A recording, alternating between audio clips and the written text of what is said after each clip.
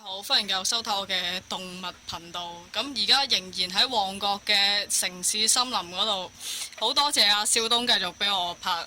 好，事不宜遲啊，同大家介紹下。咦，呢一隻係好罕有嘅雙頭龜嚟嘅喎。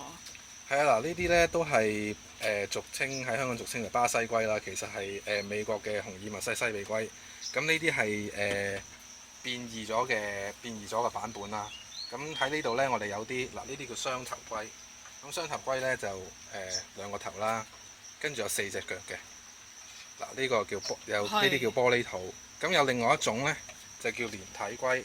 咁連體龜係點樣嘅呢？嗱，連體龜呢，係有六隻腳嘅。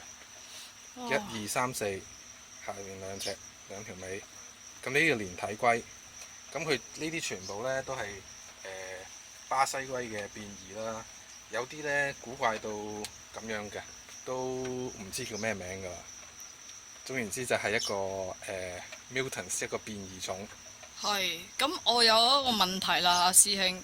咁如果呢啲蛙呢，唔係呢啲蛙傻咗，呢啲龜呢，同一般嗰啲巴西龜呢個飼養個條件呢，會唔會比較難啲呢？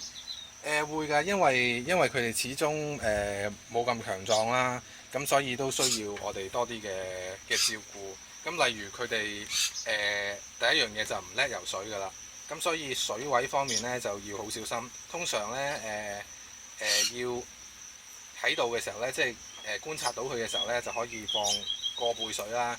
咁但係當你唔係睇住佢嘅時候呢，最好就低水啲，因為佢哋真係會浸死。哦，明白。咁但係如果你話開始而家天氣凍啦，入秋啦，咁我哋其實需要注意啲咩呢？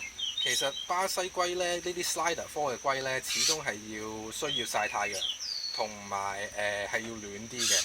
咁喺香港嘅冬天其實都唔係太過凍，只要有翻啲太陽燈俾佢啊，都冇乜問題㗎啦。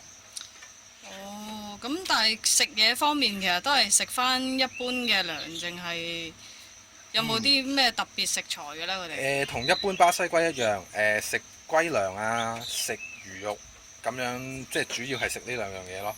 係，咁如果冬天又需唔需要加暖管啊嗰啲啊？冬天就冇加暖管，因為頭先講過，因為水位低係加唔到暖管嘅，所以多數都係用太陽燈去加熱。哦，明白。係啊。好多謝大家收睇，拜拜。